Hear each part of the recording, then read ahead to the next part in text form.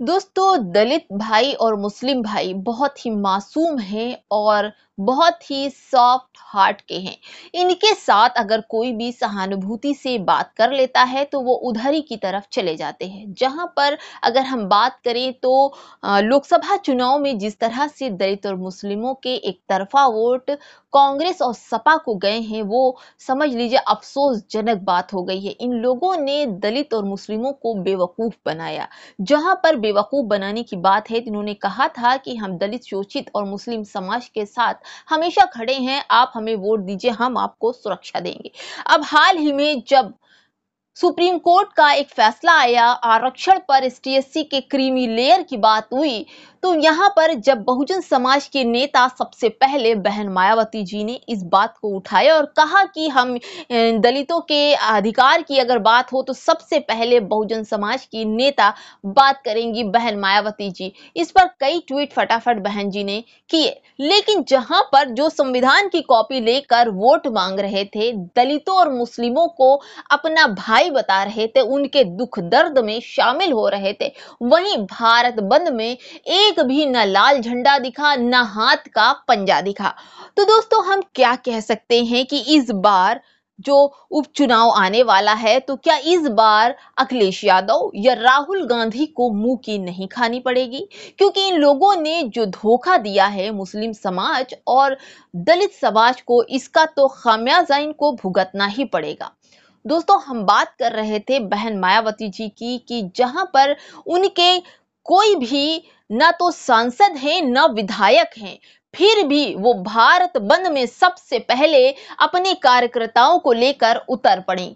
और लोग कह रहे थे कि क्या बहन जी जमीनी स्तर पर काम करेंगी, क्या भारत बंद में बहन जी उतरेंगी? जी हाँ, बिल्कुल, बहन जी की ये उम्र नहीं है कि वो सड़कों पर धूप में चलें। हम एक अच्छा नेता खो सकते हैं अगर उनको कुछ हुआ तो। दोस्तों, बहन जी अपने नेतृत्व से एक आह्वान पर पूरा बीएसपी समाज का, दलित समुदाय, शोषित समाज का हर एक व्यक्ति बहन जी के आह्वान पर सड़कों को नीली क्रांति में बदल दिया।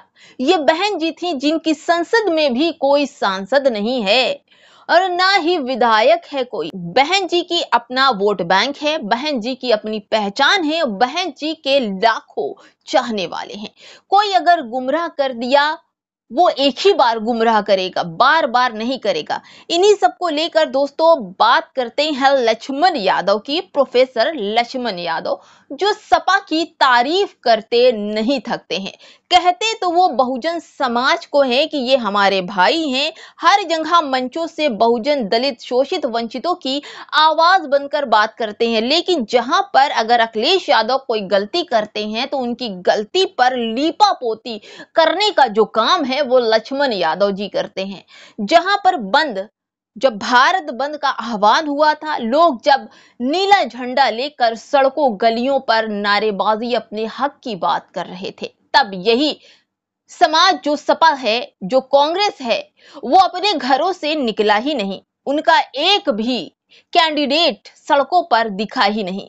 इसी लीपापोती में लक्ष्मण यादव को अब क्या लगा, जब हर तरफ से आवाजें आने लगी कि भाई सपा और कांग्रेस ने झूठ बोलकर दलितों और शोषित, वंचितों और मुसलमानों के वोट ले लिए, लेकिन जहां पर उनके अधिकारों की बात है, संविधान हाथ में लेकर चलते हैं, वहां पर उनके अधिकारों के लिए ना तो राहुल गांधी दिख रहे हैं, ना ही सपा के मुखिया अखिलेश यादव दिख रहे हैं। लेकिन इनके कैंडिडेट, मतलब लीपापोती करने वाले प्रोफेसर लक्ष्मण यादव जी जो थे, वो पहुंच गए और उन्होंने अपने ट्विटर अकाउंट पर फटाफट सपा और बसपा के झंडे वाली एक पिक लगा दी। जिस दिन भारत बंद का आह्वान हुआ था, उस दिन सपा के कार्यकर्ता भी बीएसपी के साथ झंडा लहरा रहे थे। तो दोस्तों, इस फोटो की हकीकत यह है कि 2019 में बसपा और सपा का गठबंधन हुआ था। उस गठबंधन में जिस तरह से वहां पर नारेबाजी हुई थी, तो इन दोनों ने जयकारे लगाए थे एक दूसरे के लिए, वो फोटो है।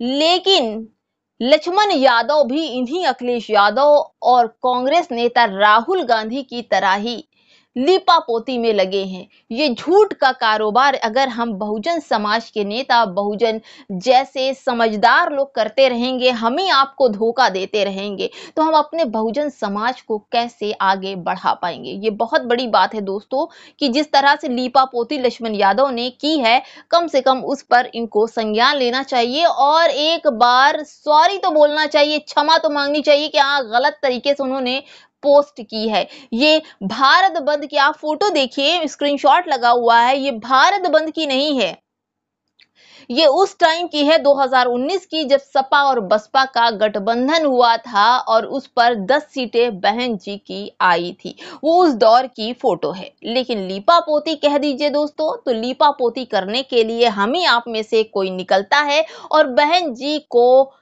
कम आंकने की कोशिश करता है। लेकिन याद रखो, वो बहन जी हैं, बाबा साहब के मिशन को बढ़ाने वाली, मान्यवर कांशीराम जी के मिशन को बढ़ाने वाली वही एक इकलौती नेता हैं जो बहुजन समाज के लिए हर तरह से बोलती हैं। संसद और उनके विधायक न होने के बाद भी सड़कों पर नीली क्रांति दिखाई पड़ी थी 21 अगस्त को। दोस्तों आपका क्या कहना है कि लक्ष्मण यादव को बहन जी से माफी मांगनी चाहिए, जिस तरह की उन्होंने पोस्ट किया है बहन जी के लिए कि बहन जी के समर्थन में सपा के कार्यकर्ता भी थे। अगर आपको बात समझ में नहीं आ रही है तो एक बार वीडियो फिर से देखिएगा और लक्ष्मण यादव जी के पोस्ट पर जाइए और उनको कमेंट कीजिए कि आपको इस बात के लिए क्षमा मांगनी चाहिए, आपने गलत पोस्ट किया है। फिलहाल दोस्तों चलते हैं नई खबरों के साथ, हम फिर हाजिर होंगे। नमस्कार, जय भीम, जय संविधान।